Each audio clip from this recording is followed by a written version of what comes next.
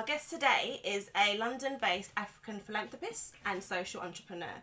She is the co-founder and co-chairperson of the Higherlife Foundation, who have to date helped over 250,000 young people through education. Please welcome our guest, Tsitsi Masiyiwa. Welcome. Thank you. Hey. Welcome. Yes, we've been so excited to have you on the show. We've been buzzing all week, so thank you so much. If we just start off, so you've helped thousands of children and people all over the world.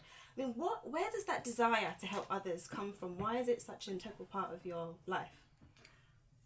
It started quite by accident. I didn't grow up saying to myself, my big dream is to help thousands of people.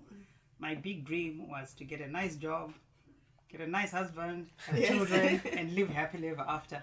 But in the process, I got married, and my husband started a business, and he wanted to start his business in telecommunications.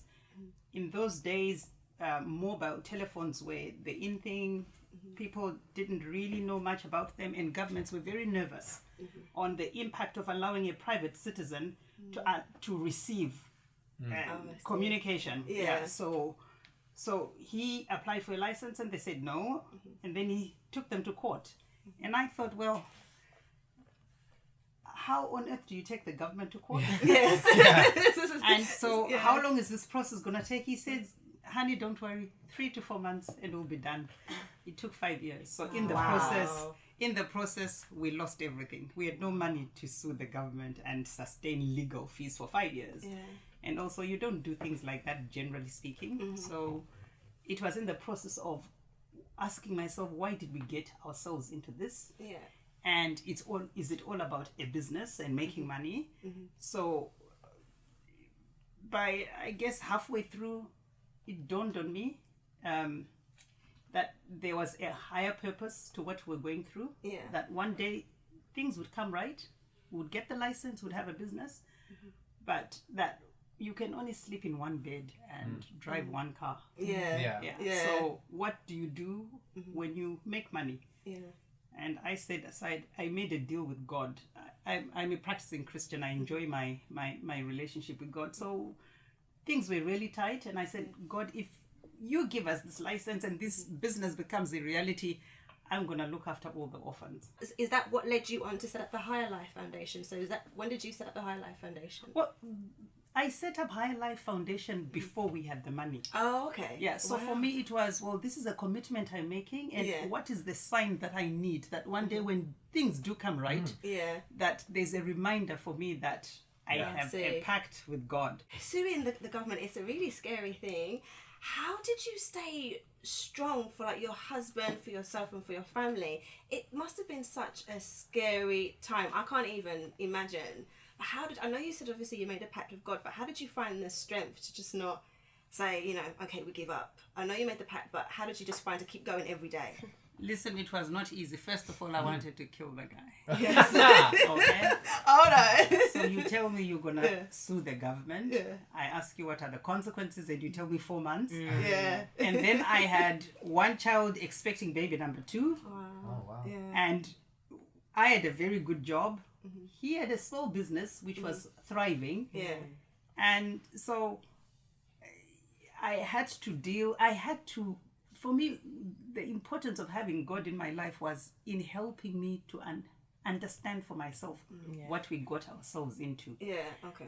Number 1. Number 2, to love the guy. Oh, yeah. I mean, how do you love a guy who suddenly comes home, he has no salary? You and your husband have been together over 2 decades? Yeah. It's a lot. Honey, listen, nowadays people get married, 5 minutes later, divorce. Yeah. Which is terrible. Which is awful. Yeah. But how, obviously you said how, but what is the secret to making it a long-lasting marriage? What's made you two stay together that long? I mean, it's got to be something after all you've gone through.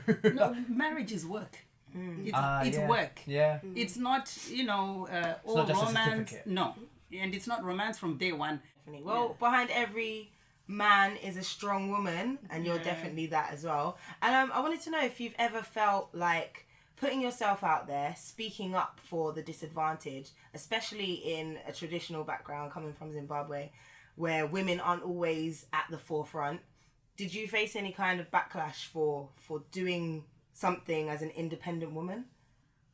backlash is an understatement. Oh, let me tell wow. you. Oh, okay. My generation believed it's the man who speaks, and you agree with what your man says and keep your opinion to yourself. I got a lot of backlash from, I'm too aggressive, you're not feminine enough, you know, and then you get married and people say, when your husband is talking, why do you also talk? Wow. And also, you know, we own the business together. Yeah. So Why he's shouldn't going to you have speak? meetings. Yeah. I want to sit in there, not going to a board meeting and say, you know, I want to hear what is going on. But if he's having a discussion, for me and him, it was normal for me to sit in and, you know, make a contribution. After all, I went to school and I studied business. Yeah.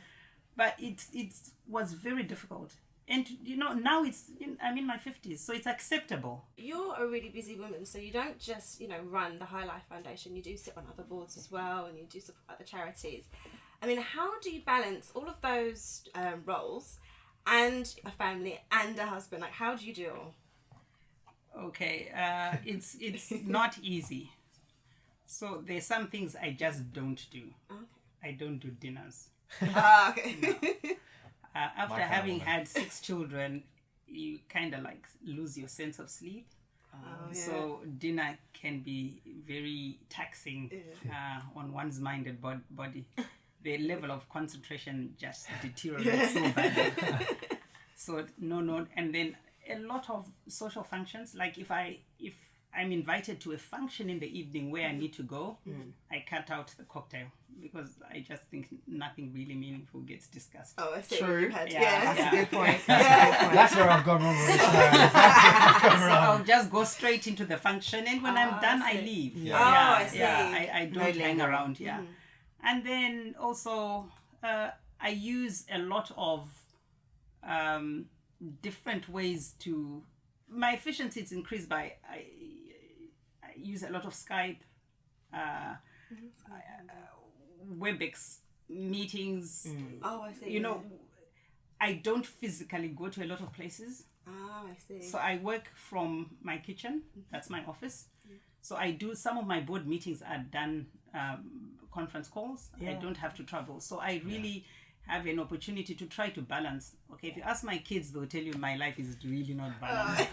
But I think I do pretty well for 6 children and boards and running the foundation. But I don't complain about time because I like it that way. Thinking about all of the kids that you've helped give scholarships or that have gone on to get higher education, what have been some of the your favorite success stories from over the years? What I love the most is to see kids that weren't necessarily academically strong having an opportunity to find a skill that they're really good at, and then investing time and further studies to study and become successful. So I love pictures, not selfies. Okay. No. We won't be taking one with you later. I don't know how to take a selfie properly. Neither is Vanessa, don't worry. But I think one of the best ways to communicate is through pictures. Yeah. I love pictures. So Definitely. in Higherlife, I've really encouraged some of our young people to get training in photography and videography. Cool, yeah. So our best is this guy called Tatenda. He takes the best pictures in the world. So He's a photographer as well, Tatenda. Oh, okay. See? So he takes the best pictures, and whenever we have any activity going on, I always make sure Tatenda is there. Wow. And I remind Tatenda, pass on your skill to other people. Yeah. So there are people like important. we have many people like Tatenda who have had opportunity to get training and are not only earning a living but also being a role model to others. And then we have kids who are academically talented who've gone on to Harvard, to Yale, to Stanford. There isn't any big university, Oxford, Cambridge, where we don't have our students. So that I also find, it's always a wow factor for me. That a child you don't know who had no hope, who had never been on a plane, some had never used a flashing toilet. Wow. Others had never used a normal shower. To actually come from an environment that is so tough and so difficult and transition through life to getting university degree and becoming a Rhodes Scholar. I think that's Wow, yeah. kudos to life. Fantastic. Yeah, that's what it's all definitely. about. Yeah. Yeah. Go Oh, on. sorry. No, go My on, last girl. question. I just think, okay, you've done all of that, which is amazing. What is next for your foundation? What have you got planned? So technology gives us the greatest opportunity to be able to break all sorts of barriers, fear, lack of exposure, lack of ability to spot and take advantage of opportunities, all the limitations that I've seen and witnessed with our rural children, with even some from the townships. So the next big thing for me is to really build a very big platform that allows a Vanessa to be able to speak to a child in rural Malawi, in rural Burundi, Lesotho, and inspire them, share your experiences, and handhold them to a point where they can also build the confidence that you have. You have been a dream. Yes, I I've just got so much inspiration. I forgot where I was. yeah, thank you I forgot. so I've much. got to ask a question. I know. now, I was like, where are we? But thank you so much for being on the show. We've loved having you. Thank you. It's been a real pleasure. Thank you very much.